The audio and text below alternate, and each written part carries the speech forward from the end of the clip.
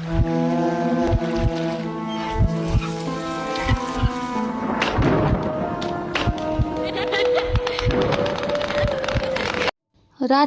जो अपनी खूबसूरत पहाड़ियों और झरनों के लिए फेमस है, देखने में तो बहुत शांत शहर लगता है, पर इस शांति के पीछे इंडिया के कई पुराने शहरों की तरह कुछ ऐसी कहानियाँ भी हैं जो दबी ज़ुबान से सुनाई जाती है। हॉरर स्टोरीज़ जो सच और कहानियों के बीच झूलती हैं। ऐसी ही एक कहानी है पुराने मोराबादी मैदान के पास खड़े एक बहुत पुराने बरगद के पेड़ की। यह कहानी है नीरजा की। कई साल पहले मोराबादी मैदान के पास एक छोटी सी झोपड़ी में नीरजा नाम की लड़की रहती थी। वो अपनी गजब की खूबसूरती और मीठी आवाज़ के लिए जानी जाती थी। वो अक्सर मंदिरों में भजन गाती थी। नीरजा को आर्यन नाम के एक लड़के से प्यार था, जो एक टैलेंटेड मूर्तिकार था। उनका प्यार सच्चा था और उनकी शादी पक्की थी, पर किस्मत को कुछ और ही मंजूर था।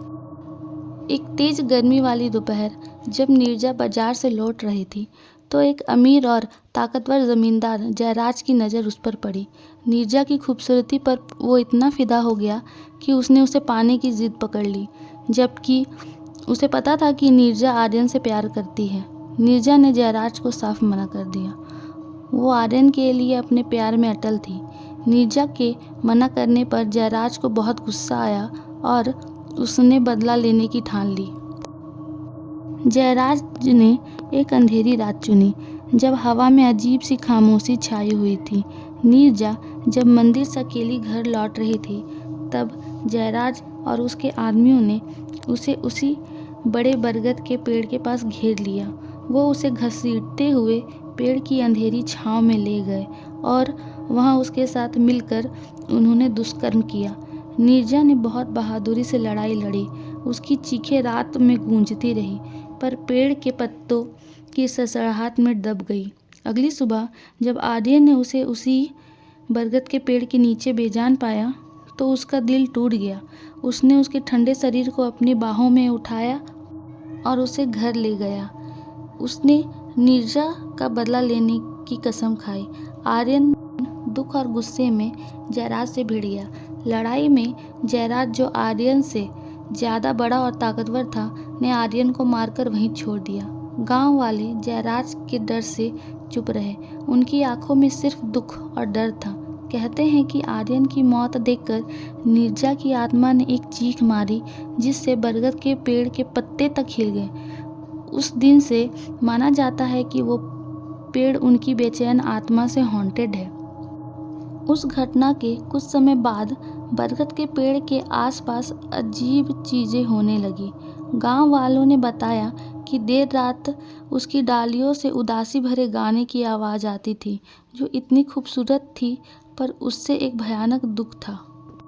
कभी कभी तो नीरजा का पसंदीदा फूल चमेली की एक हल्की मीठी खुशबू हवा में फैल जाती थी, पर जितनी जल्दी आती उतनी ही जल्दी गायब भी हो जाती थी। जिन लोगों ने अंधेरे के बाद पेड़ के पास जाने की हिम्मत की, उन्होंने सफ़ेद कपड़े पहनी एक महिला की हल्की सी झलक देखी। उसका चेहरा लंबे काले बालों से ढका हुआ था, जो पेड़ के नीचे खड़ी थी, जैसे कुछ या किसी को ढूंढ रही हो। जो बच्चे दिन में पेड़ के पास खेलते थे, वे अक्सर अचानक ठंड लगने की शिकायत करते थे, जबकि गर्मी भी तेज होती थी। उनके खेल रुक जाते थे, क्योंकि उन्हें लगता था कि कोई उन्हें देख रहा है, और कभी कभी हल्की सी फुसफुसाहट जैसे कि आह उनके कानों के पास से गुजर जाती थी। गांव वाले जो पहले अक्सर आते थे, वह सूरज ढलने के बाद से उस बरगद के पेड़ के पास जाने से बचने लगे। उनका डर उनकी जिज्ञासा से ज़्यादा था। कई साल बीत गए और नीरजा की कहानी एक डरावनी लोकल कहानी बन गई। फिर कुछ साल पहले रोहन नाम का एक यंग आर्किटेक्ट, जो स्वभाव से अंधविश्वासी था, रांची आया, क्योंकि उसका एक प्रोजेक्ट मोराबादी मैदान के पास था। उसने लोकल कहानियाँ सुनी हुई थी, पर उन्हें सिर्फ वहम मानकर टाल दिया करता था। एक शाम अपनी साइट ऑफिस में देर तक काम करते हुए उसे काफ़ी लेट हो गया था। उसने अपने गेस्ट हाउस जाने के लिए मैदान के से शॉर्टकट लेने का सोचा। उसका रास्ता सीधे उस बदनाम बरगद के पेड़ से होकर जाता था। जैसे ही वो पास पहुंचा, अचानक हवा का एक झोंका आया, जबकि वैसी कोई हवा चल नहीं रही थी। बरगद के पत्तों को हिला दिया, जिससे एक अजीब सी इंसानी आवाज़ जैसी आहट सुन निकली। रोहन को लगा कि ये उसका वहम है और वो तेज़ी से आगे बढ़ा। तभी उसे सुनाई दिया एक हल्की मीठी गुनगुनाहट, इतनी दिल को छू लेने वाली, उदास सी कि उसकी कपकपी छूट गई। वो रुका। उसे लगा कि ये बस उसकी कल्पना है, पर गुनगुनाहट तेज होती गई। एक महिला की आवाज़ एक दुख भरा लोकगीत गा रही थी, जो उसने पहले कभी नहीं सुना था। उसका डर हट गया और जिज्ञासा बढ़ गई। रोहन पेड़ के पास गया। गुनगुनाहट अचानक रुक गई। एक सन्नाटा छा गया। सिर्फ उसके अपने दिल की धड़कन सुनाई दे रही थी। फिर बरगद की घनी पत्तियों से एक आकृति निकली। ये एक महिला की थी, सफ़ेद साड़ी में लिपटी हुई। उसकी पीठ रोहन की तरफ थी। उसके लंबे काले बाल उसकी पीठ पर फैले हुए थे। रोहन हालांकि घबराया हुआ था, उसने इसे समझने की कोशिश की। शायद ये कोई लोकल महिला थी जो देर से घर जा रही थी। उसने मदद के लिए पूछने के लिए अपना गला साफ किया। जैसे ही उसने किया, महिला धीरे से मुड़ी। रोहन का खून जम गया। जहाँ उसका चेहरा होना चाहिए वहाँ सिर्फ धुंधला अस्पष्ट खालीपन था। एक घूमती हुई परछाई जो चांदनी को भी अपने अंदर खींच रही थी।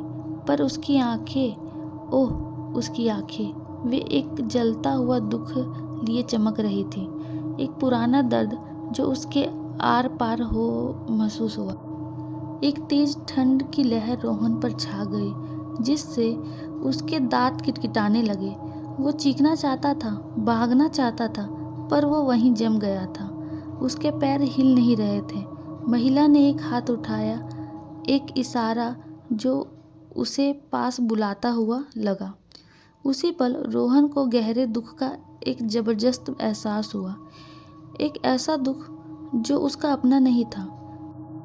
उसने फुसफुसाहट सुनी, हल्की पर साफ। उसके दिमाग में वो गूंज रही थी, इंसाफ, मेरा प्यार, तुम कहाँ हो। आखिरकार जादू टूट गया। रोहन ने एक दबी हुई चीख निकाली और पीछे की ओर लड़खड़ाया। मुड़कर जितनी तेज भाग सकता था भागा। पीछे देखने की हिम्मत तक नहीं की। वो तब तक नहीं रुका जब तक वो हांफता हुआ अपने गेस्ट हाउस के दरवाजे के अंदर नहीं घुस गया। अगली सुबह उसने अपने डरावने अनुभव को अपने मकान मालिक को बताया, जो रांची का एक पुराना निवासी था। उसने बस गंभीरता से सर हिलाया। वो नीरजा ही थी ना बेटा? मकान मालिक ने धीरे से कहा। वो अब भी अपने प्यार को ढूंढ रही है। इस इंसाफ के लिए बरगद का पेड़, उसमें उसका सारा दुख छिपा है। रोहन, जो पक्का अंधविश्वासी था, अब अंधविश्वासी नहीं रहा। उसने अपना प्रोजेक्ट जल्दी पूरा किया और रांची छोड़ दिया। पर घूंघट वाली महिला और उसकी दुखद आंखों की तस्वीर उसकी याद में हमेशा के लिए बस गई। आज भी मोराबादी मैदान के पास वो पुराना बरगद का पेड़ एक चुपचाप पहरेदार की तरह खड़ा है। उसकी शाखाएं खोए हुए प्यार, धोखे और नीरजा की आत्मा की कहानियां फुसफुसाती हैं, जो हमेशा उसकी जड़ों से बंधी है, हमेशा शांति की तलाश में और अपने प्यार और इंसाफ की तलाश में। फ्रेंड्स, आज की स्टोरी यहीं ख़त्म होती है।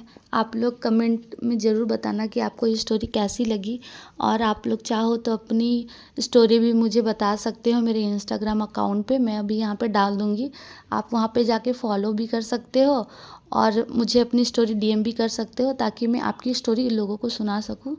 आप लोग को बहुत बहुत शुक्रिया अगर आप लोग ऐसा करते हो तो। और बाकी तो थैंक यू।